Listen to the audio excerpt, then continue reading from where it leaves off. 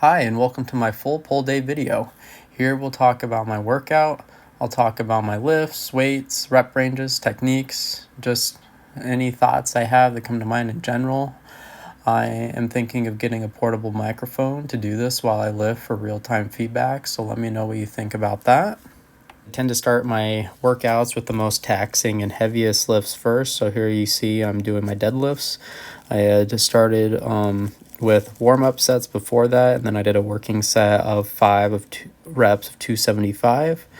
And then I don't know what happened to my clip, but I did do 3 reps of 315, and then here I am going for my current best, 365 pounds for 1. And then up is my biggest lift for the day, 375 pounds.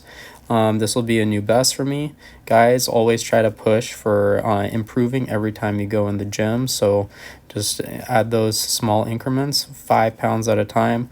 My gym doesn't allow chalk there, so you saw that I had to go and put my wrist straps on.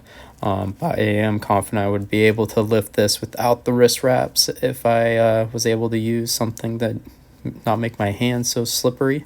And you see I did get that 375. You guys an idea of my relative strength in relationship to my height and weight. I am 5'7", 160 pounds.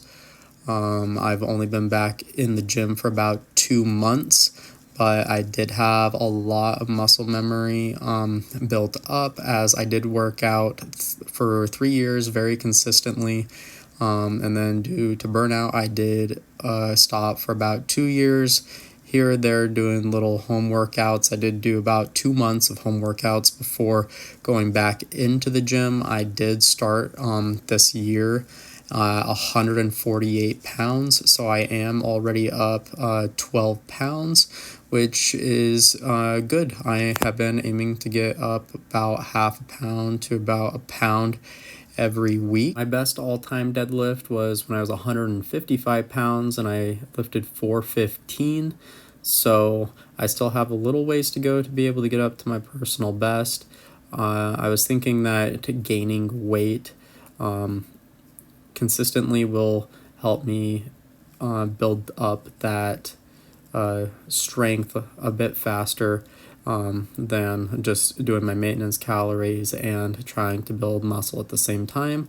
It helps me keep my muscle. Sure, I'll have a little bit of extra fat on me for a short while, but I will eventually go back to maintenance calories. I just don't currently have a plan on when that'll be. I've really been enjoying this slow, consistent bulk and seeing the gains. I haven't plateaued yet, and maybe when I do plateau, things will change. If the gains are still coming, then why would I change things, you know? So as you've been seeing, I've been doing all my leg exercises first. I've been doing a 4-day push-pull split, meaning I split up my entire workout for my push between 2 days and my pull between 2 days for the week. Trying to aim for about 9 to 15 sets per major muscle group per week for optimal muscle and strength gains. The reason why I split it between 2 days for both push and pull is so that way I can re-stimulate the muscle fibers multiple times a week. And in addition, instead of dragging out my workouts for any one individual muscle group, I'm not throwing in a bunch of junk volume. I'm actually getting value out of all the sets that I'm performing. So far, up to this point, we've only done legs for the pulling movement, working my hamstrings and butt.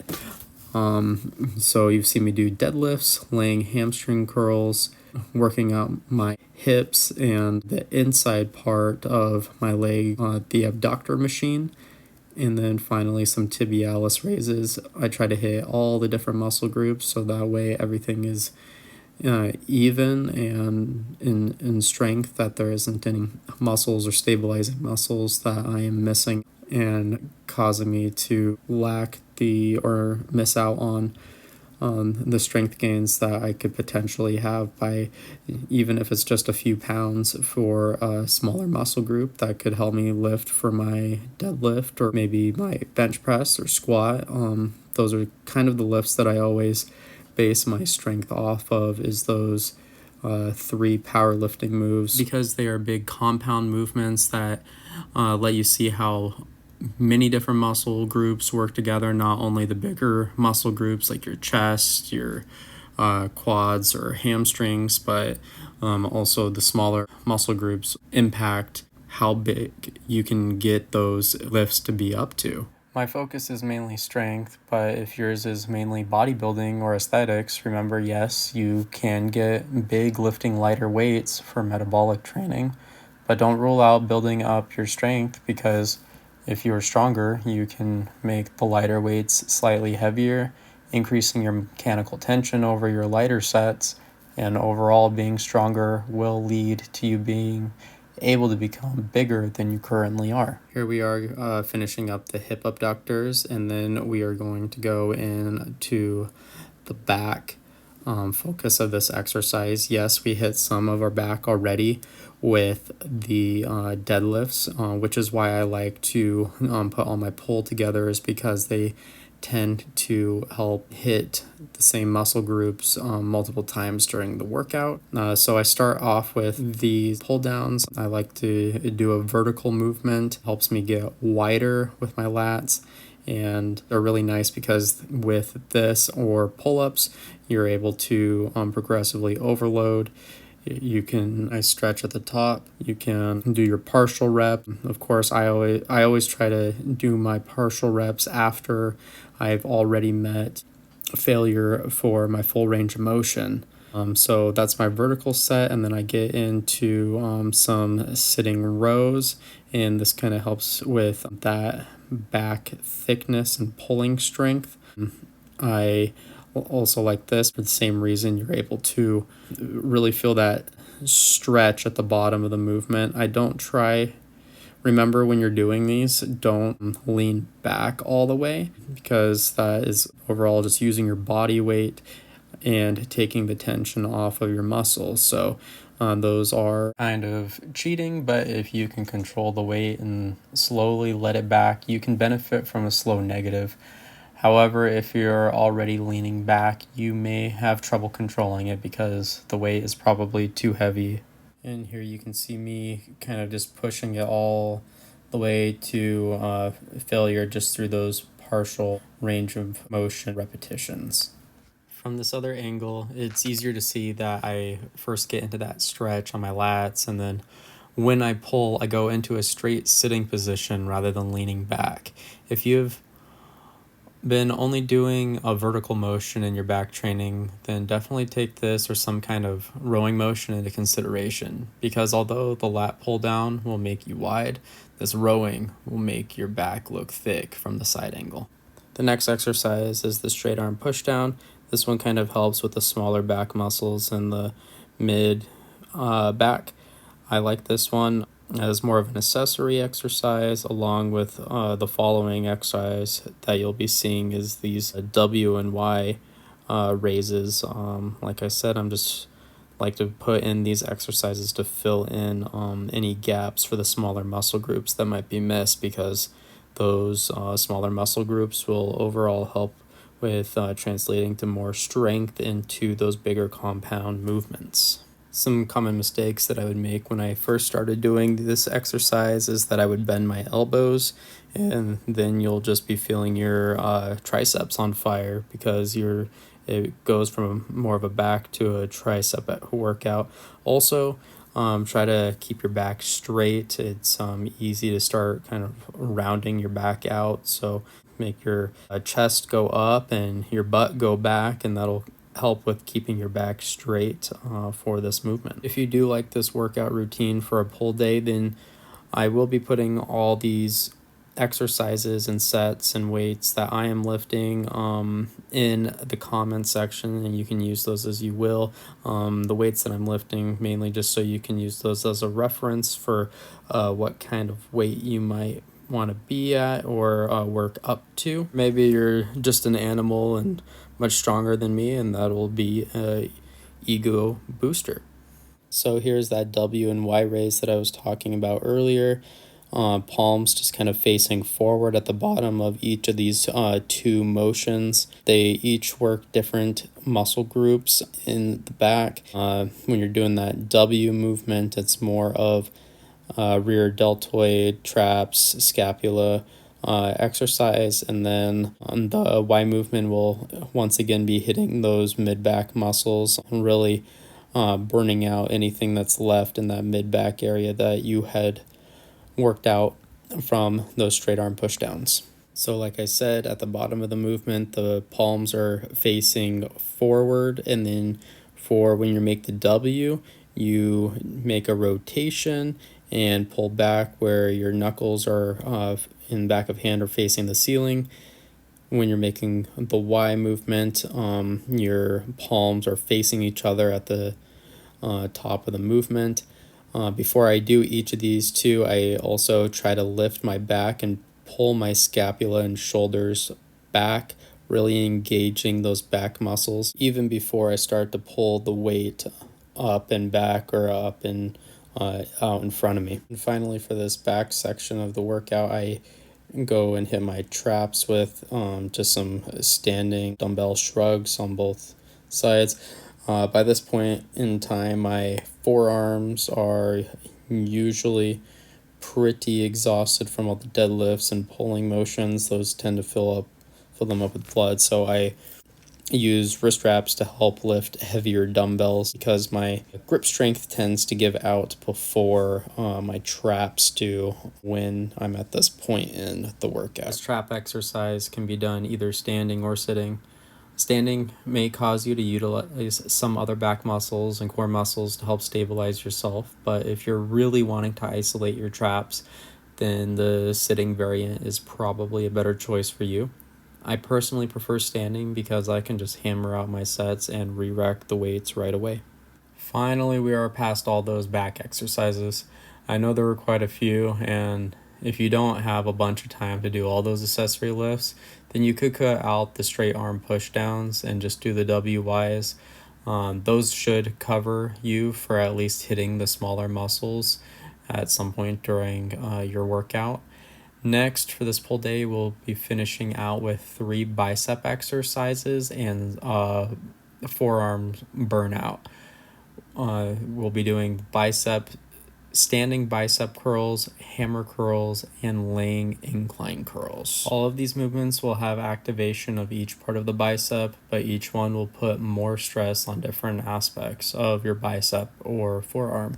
The regular standing bicep curl will have some more emphasis on the inner bicep. While doing this, I try to supinate while rotating more inward and having my wrists point towards the ceiling. Trying to hold dumbbells, barbell, easy bar, or whatever you use, those with wrists more relaxed or broken to take your forearms out of the equation. I find with standing dumbbell curls, it's more difficult to perform the movement when you're using both arms at the same time. So as you saw there, I finished out my set just one arm at a time so I can get in that last little bit of fatigue on the muscle before I finished that set and went to my hammer curls. And as you can see in this set here, I did the same thing. I did both arms at the same time, and then I go to just hammering out those last few reps with even if I have to cheat a little bit, just so, because I'm able to control that weight down. I'm not just letting it drop down. First it's all strict movement, and then it goes into those cheat single arm hammer curls. These hit the brachioradialis that runs from the upper arm down into the forearm. These are great because they give you your upper arm more of a thick look, It'll make your forearm more defined. I did roll my sleeves up because I was feeling a bit of a pump and was thinking it was time for a sun's out, guns out type of feeling for a few minutes there, although it was actually 2 a.m. when I was doing this workout.